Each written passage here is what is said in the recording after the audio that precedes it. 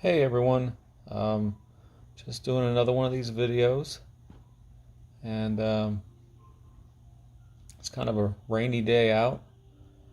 It's September, and rained all day yesterday, and today is pretty cloudy.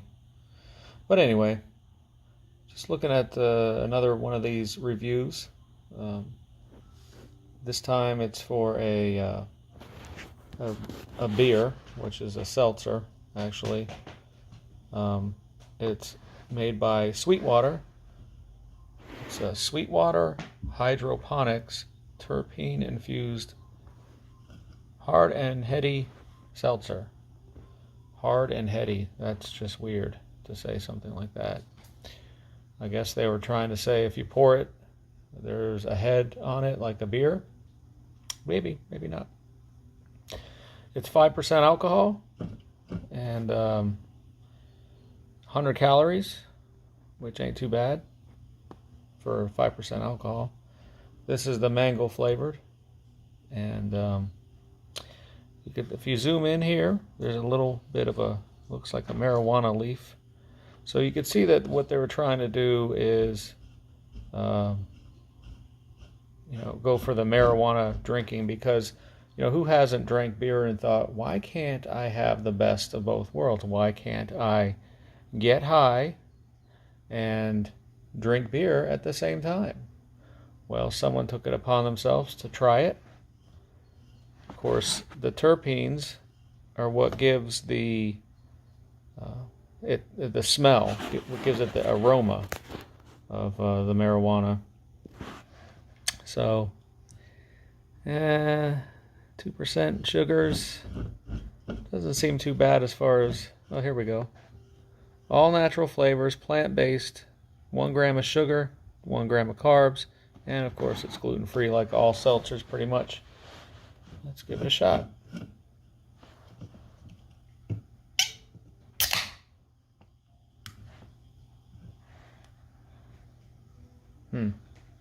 There's immediately an aroma of marijuana, and skunky marijuana too. So here we go. Well, I taste a little bit of the mango. Kind of the bitterness. Bitter? Yeah, I guess it's a bitter taste. Maybe that's the terpenes. Let me try another sip here.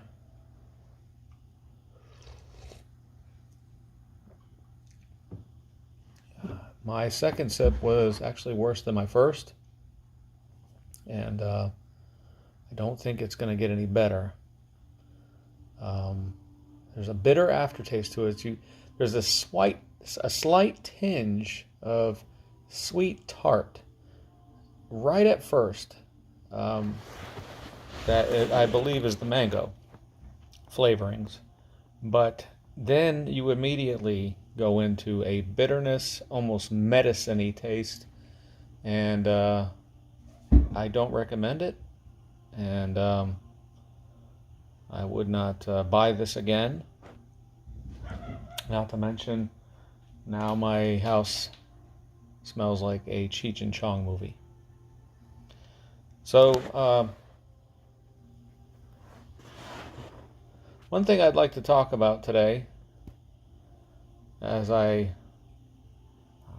try not to sip on this beer, but I might, I don't know, is about I'm getting into this show right now that is on its second season, and I'm halfway through the second season of The Umbrella Academy that is out on Netflix.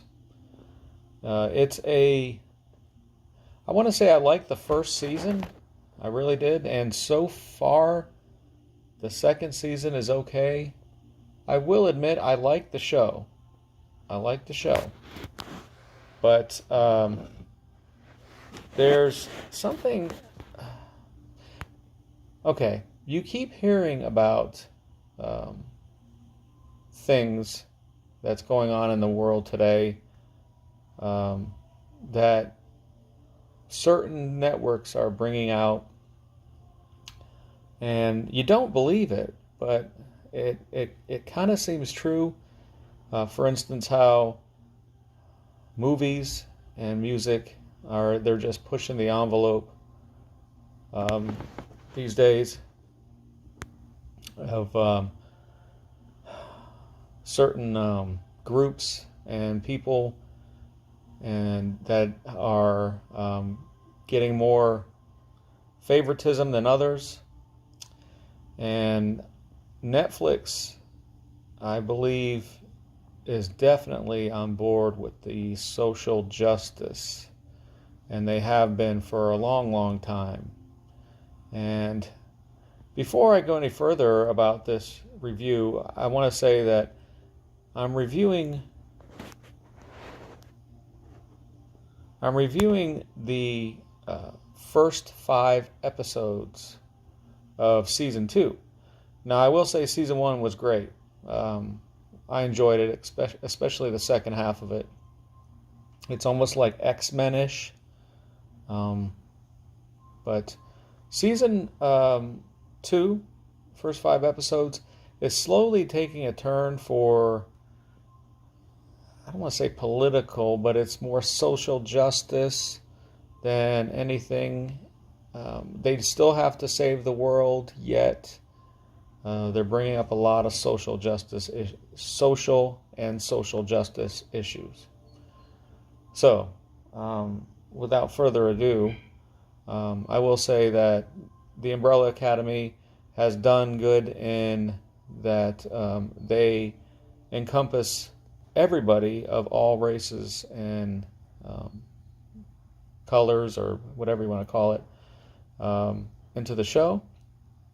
For instance, they have, and this might be bad because some of this is stereotypical, they have the Hispanic guy that's hot-headed, and they have the white guy, the white male that is also hot-headed. Yeah, they have the white male has anger issues.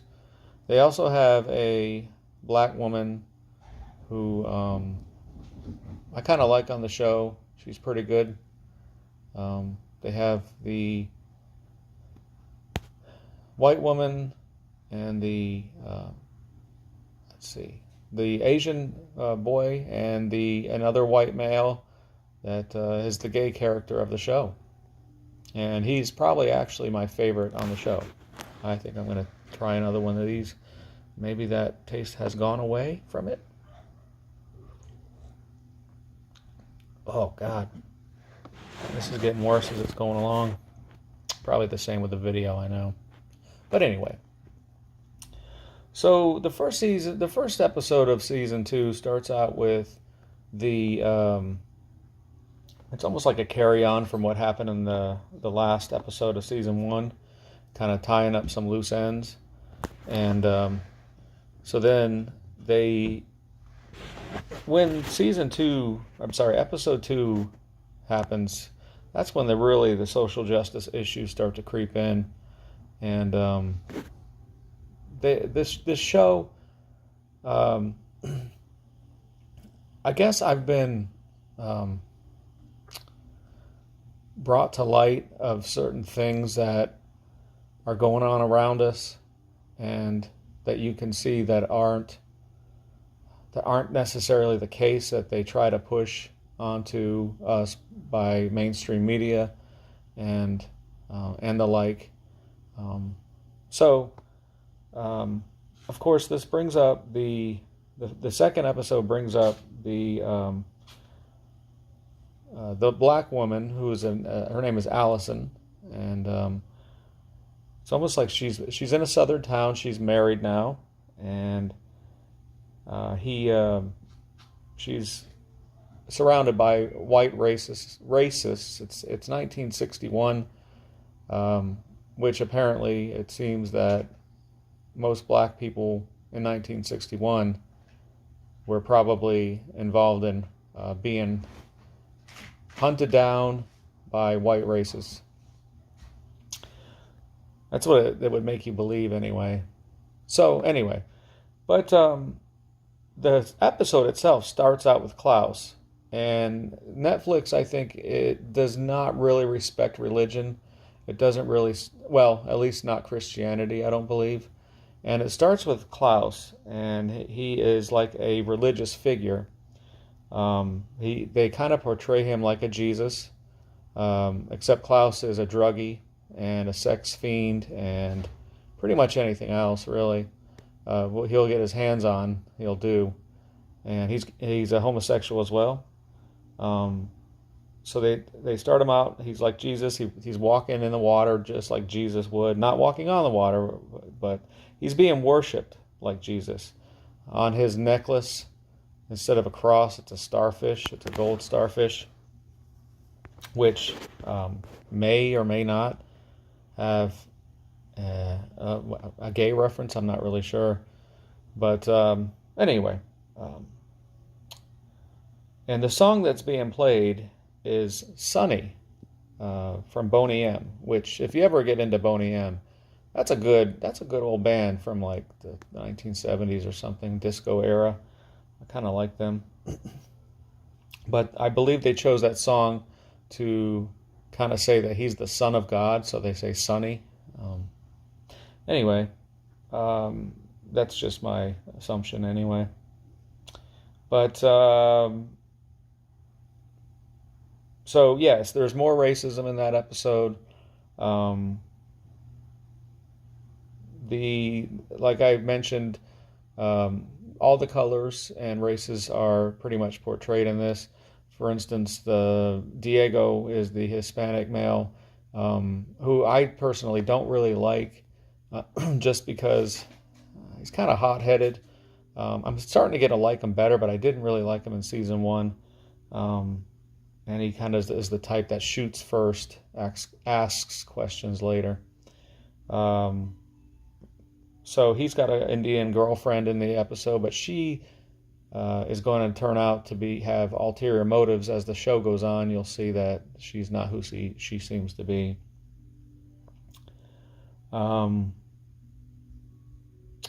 So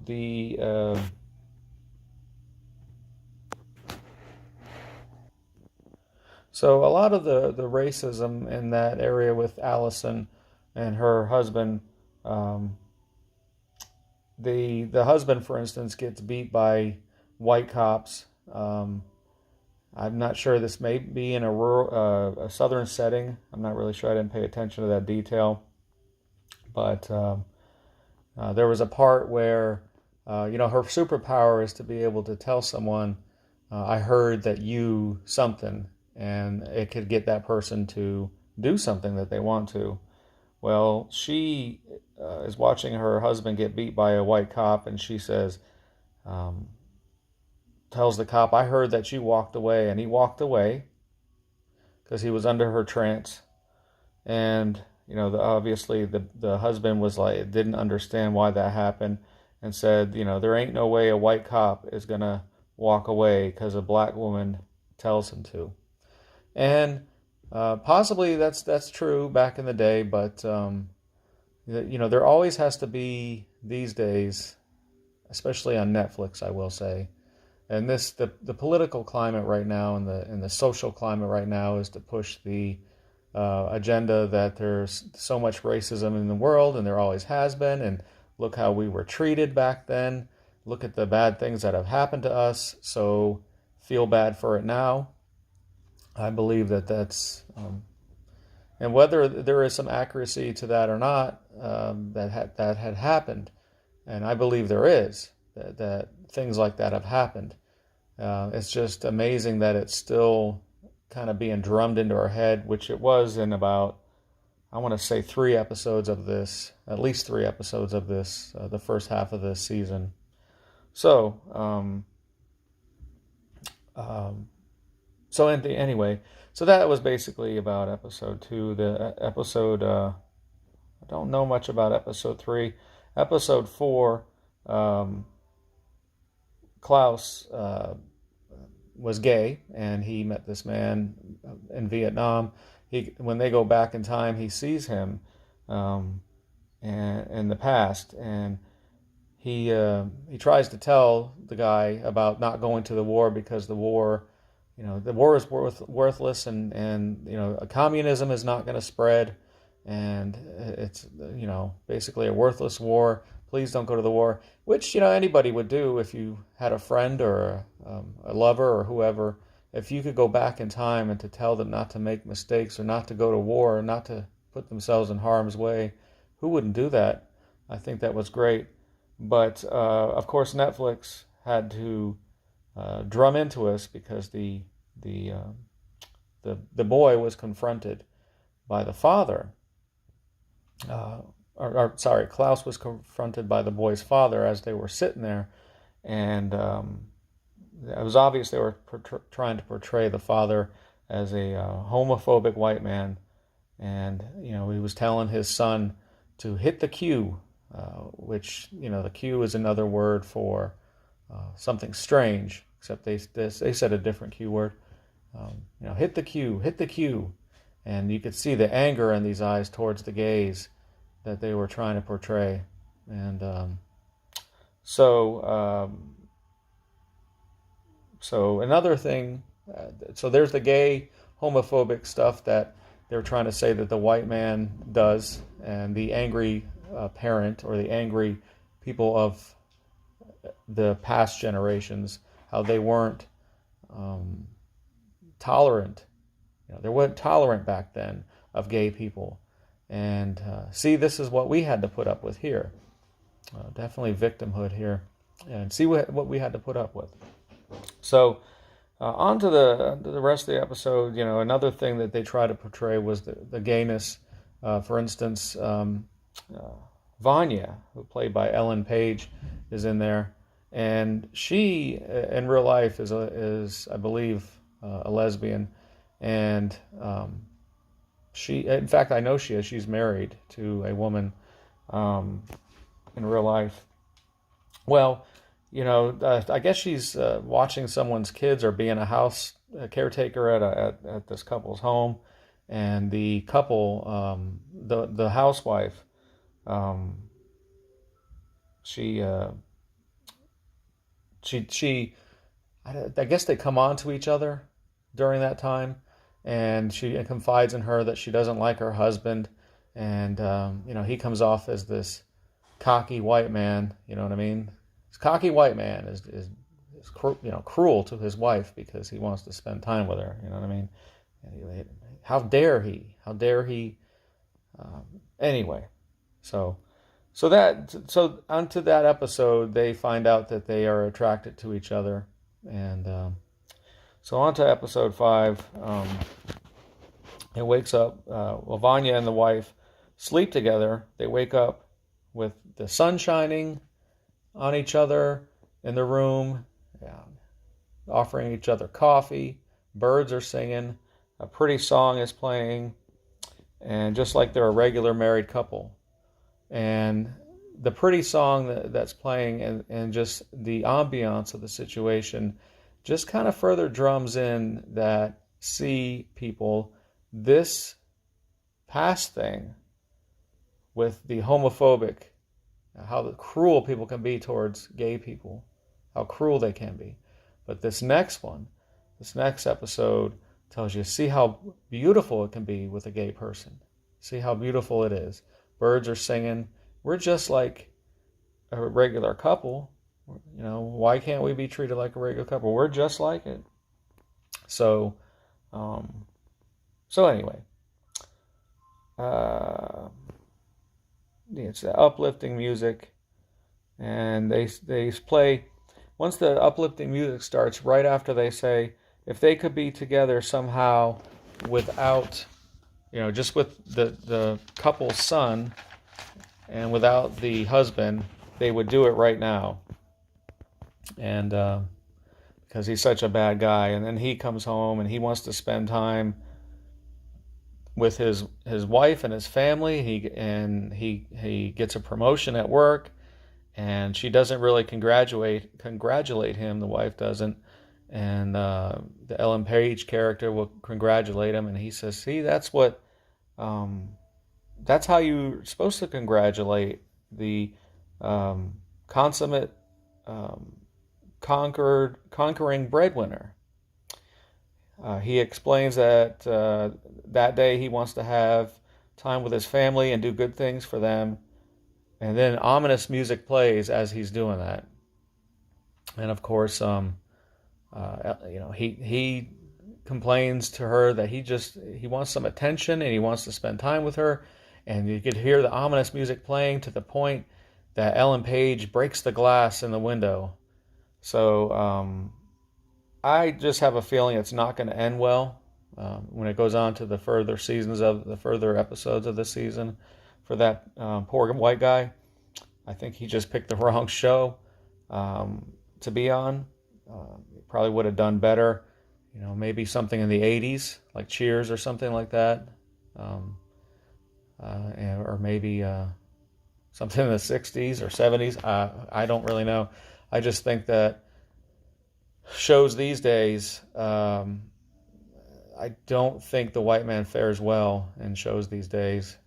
So another thing that, speaking of the white man not faring well in the show, is the bad people in the show. Now, the bad people in the first season was Hazel and Cha-Cha, and of course, there's another woman that was the boss of them. I can't place her name, but she is pretty sinister herself. And Hazel and Cha-Cha were kind of ruthless killers. Although Hazel, the man, I really liked his character.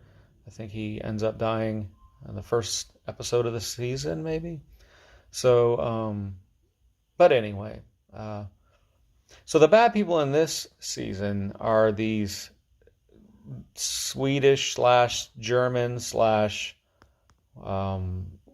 whiter than white, blue-eyed people. And of course, why not make them the bad people in this season?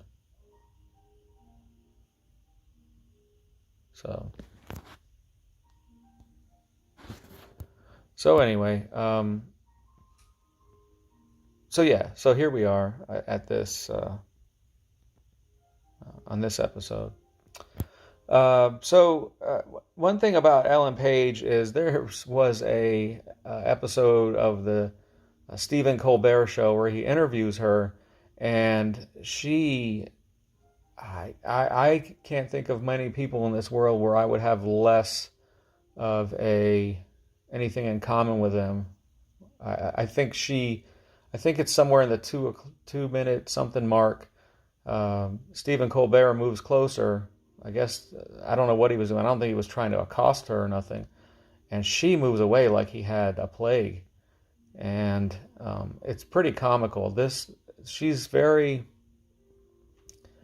You got to watch this video, this interview, and not throw up. It's just atrocious. But anyway, they picked a perfect person to play Vanya. Oh, and while we're on the topic of Vanya, in the first season, she was dating someone, a white male. But guess what? He turned out to be a serial killer. I mean, he was bad from the start. So, there's always a flaw a lot of times with the white men that are portrayed on stuff in Netflix. Umbrella Academy does not disappoint in that regard. And it's unfortunate. And people, as the years go on and people grow up and they watch it and it becomes more welcomed and your tolerance level for this goes up and they see white men portrayed in such a bad light with the characters they play, with things they do, where something like a white husband just wants to spend time with his wife and they're looking down on him because he wants to spend time with his wife, because we all know as an audience he should be with the lesbian woman, right? The lesbian intercessor that comes into their life and basically breaks up their home. They're the good people, because when they wake up in the morning, the sun is shining and the birds are singing when they're together. But with the white guy, of course, they don't show the good things that he's done. So yeah, it's a shame, because I really like this show, but it's hard not to look at the show and not see these sort of things when it's subtly and not so subtly being pretty much put in your face. So anyway, that's my take on that. I think I'll have a link, if I'm able to figure this out, to the Ellen Page interview. It's pretty comical, in my opinion.